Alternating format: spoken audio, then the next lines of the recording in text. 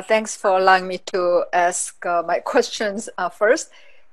I know not, as I said in the beginning, I'm an atheist. I know nothing about Islam, but the things I heard today, there are a lot of, like any religions, there are, you have, many good messages. Like we are all the same, morality versus unity and, uh, charity, and you have all the good messages. But I think that also all the Muslim people that I've met in my life, not that many, but a few I met, they are beautiful, wonderful people that, the people I met.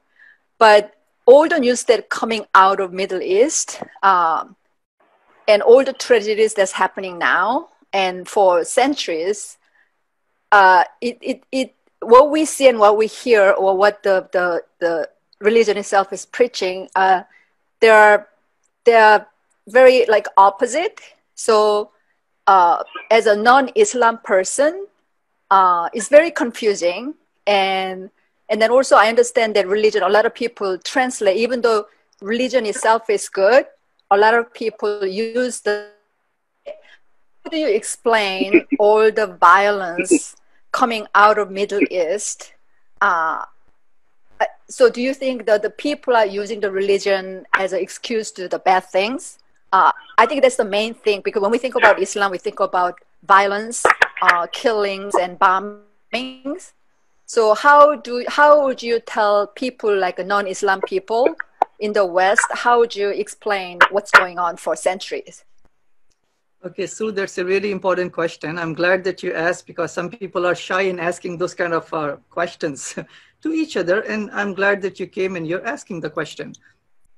No human is perfect. Doesn't matter Muslim, Christian, Jew, or an atheist for that matter. It will not be just for anyone to judge any ideology, but the actions of some misguided people. For example, I say to my Muslim brothers, my Muslim sisters, that do not judge Christianity based upon what the Crusaders may have done, the slave traders may have done, what the Spanish Inquisition happened in the name of Christianity, or the genocide of the Native Americans. I would say that to judge Christianity, we have to look into the Bible and consult the proper knowledgeable Christians, and not judge Christianity based upon the actions of those misguided Christians. In the same way, when we have to judge Islam, we cannot look into some misguided groups and individuals. We have to look into the Quran and into the noble life and the example of Prophet Muhammad, peace be upon him. So when we do that, we find out that Islam preaches the unity of humanity. Islam preaches, in fact, there is a passage in the Quran, Sue, chapter number 2, verse number 190, it says in there, and this is the English translation, that fight in the cause of God for those who fight against you. Means if somebody is imposing war on you, you have the God-given right to fight back. But then God says, do not go to extreme, because God does not love the extremist. So even in a just war, in a self-defense war, God is saying, so I'm just speaking about what Islam says, not what some Muslims are doing, right? What Islam says is that you can pick up weapons to defend yourself, but there are certain guidelines, some ethics of war that God has given. What are those ethics of war? First and foremost, it says in the Quran, chapter 5, verse number 32, that taking one innocent life is like taking the life of all of humanity. So God is saying that even in a just war, we are supposed to protect any innocent person. And Muhammad, peace be upon him, after one of his defensive battles, he found a woman dead. He was not happy. He called his companions and he told them that even in a war, do not kill women and children. Means non-combatants should not be touched, harmed, or killed. That's how careful Islam is supposed to be. Muslims are supposed to be. Do not chop down trees. Do not destroy the resources even of the civilian population of the enemy. The crops, the animals, the water, the electricity, the internet. And then the Quran says in chapter 8, verse number 61, if the enemy inclined towards peace, you also incline towards peace. Means, don't shoot them in the back, drop the weapons, shake hands, and sign a peace treaty. So this is what Islam says. Now, not every Muslim, similar to not every Christian or an atheist, would be abiding by the ethics which are given in the book. So if they're not abiding by these commandments, these guidance of God, even in a war, we need to blame them and not Islam. But let me come really quickly to some statistics. All right, it's really important. In the USA, there are close to 7 million Muslims. And the FBI, they have taken a survey from 1985 to 2005 of all the acts of terrorism on the soil of the USA. And they found out that 94% of the acts of terrorism in the USA, they're done by non-Muslims, right? Only 6% by the Muslims, who proclaim to be Muslims. Obviously, we condemn them. But 94% they're done by those who are from other faiths or no faith, number one. Number two is in the Europe, in the last so many years, less than 2% of the acts of terrorism they're done by Muslims. That means 98% of the acts of terrorism, even in the Europe, is done by non-Muslims. Obviously, we condemn all the acts. Doesn't matter Muslim or non-Muslim, we have to condemn all of them. Number three, really important, let's come to those Middle Eastern countries where acts of terrorism, extremism are going on. It's important for us to know that there are many researchers and scholars and people of knowledge. They studied those acts of terrorism, and one of them, his name is Dr. Robert Pepe. He's a University of Chicago professor. He wrote many books and he did research studies on terrorism and the causes of terrorism for the last 25 years. One of the books that he wrote down was Dying to Win. Amazon has it. So in those books, what he did was, he gave the reason for why those Muslims are doing what they're doing. And if I can boil down into one sentence, he said, it's not Islam, it's not the Quran, it's not the Muslim culture. He said, the reason what some misguided Muslims are doing, it is because of the occupation. The bombing, the drone missiles, the occupation, that's the reason that he gave. I mean, obviously, we want to understand, but we don't want to take it as an excuse. We still condemn those people, what they're doing. But it is the occupation according to Dr. Robert Pepe. According to some other scholars, so they were some drone missile operators. Remotely, they were throwing bombs in the Middle East, right? For whatever in the context of the war. They came on the television, I can send you the reference. They came on the live TV and they said that we missed 90% of our targets. That means those 90% of the targets that they miss, they are saying that those bombs are falling on the families, on the homes, on the farms, on the crops, on the buildings. And we are killing innocent people. And they are saying, again, that, we think about how come we are creating the terrorists. It is by us killing their innocent people. Again, we are not excusing for what those people are doing. We want to understand what are the causes. So those are the reasons that what they are doing, right? But last but not the least, so this is the most important point. Terrorism is not something which just some Muslims may be doing. Terrorism is an act that can be done of person of any faith or no faith.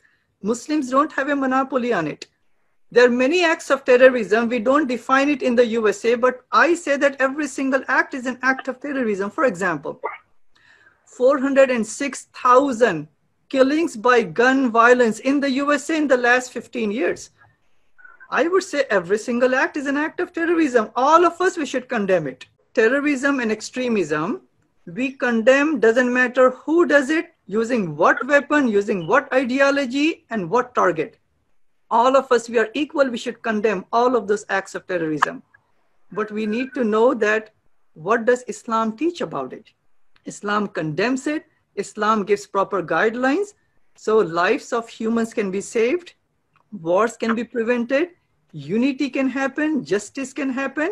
Ultimately giving rise to peace. And that's what I would say to your question.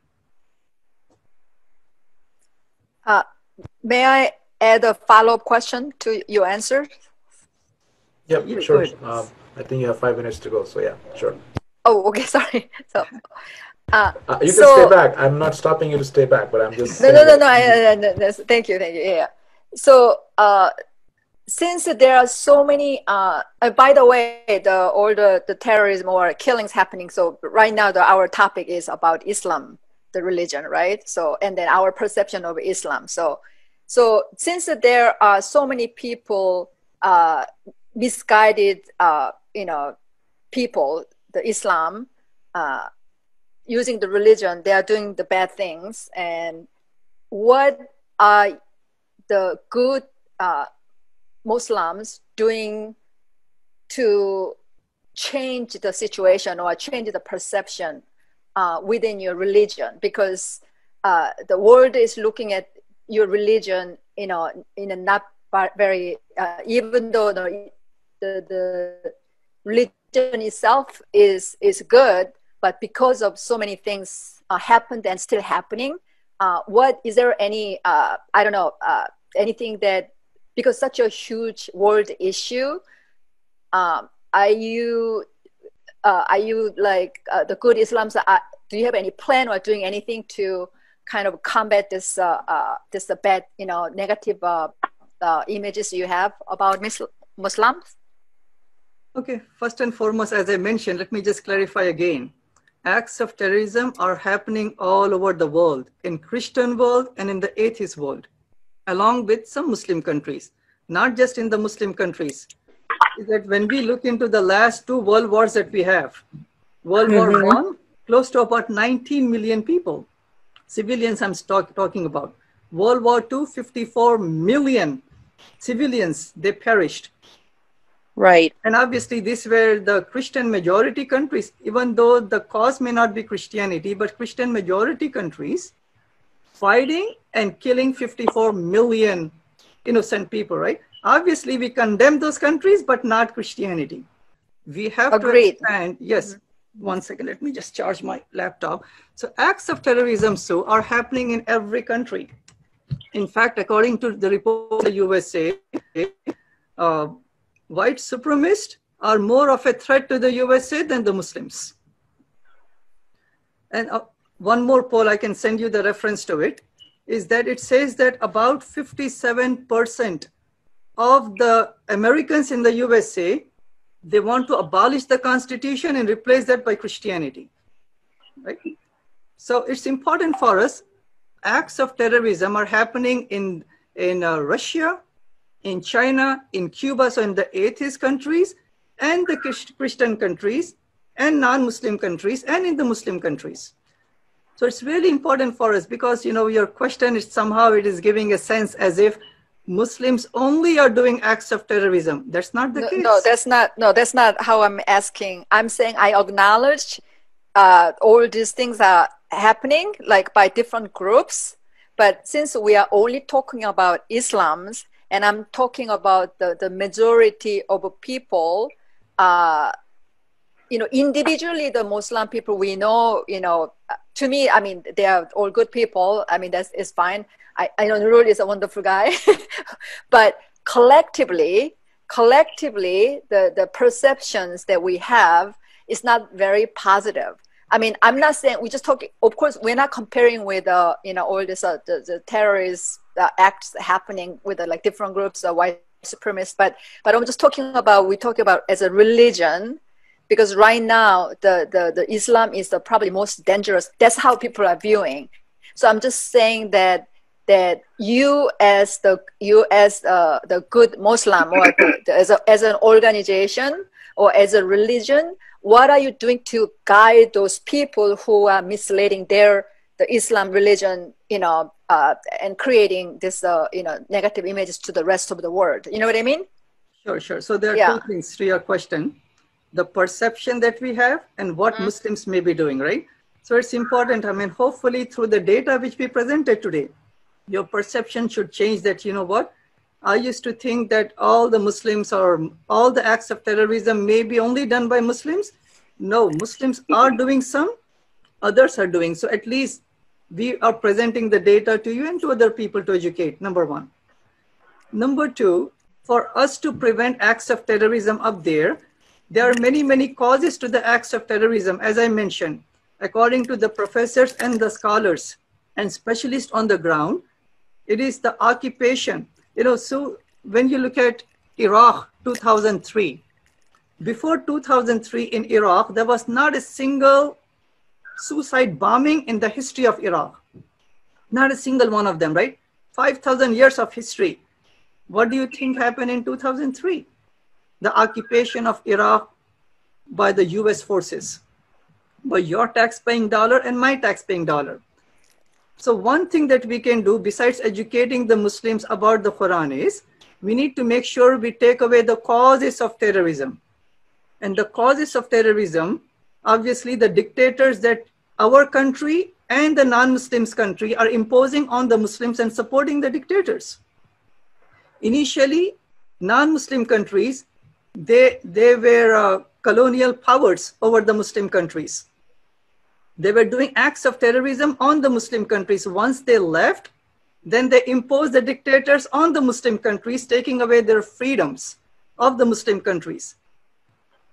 Number three, now the third wave of suppressing the Muslims, the occupation by our forces, our tax-paying dollars.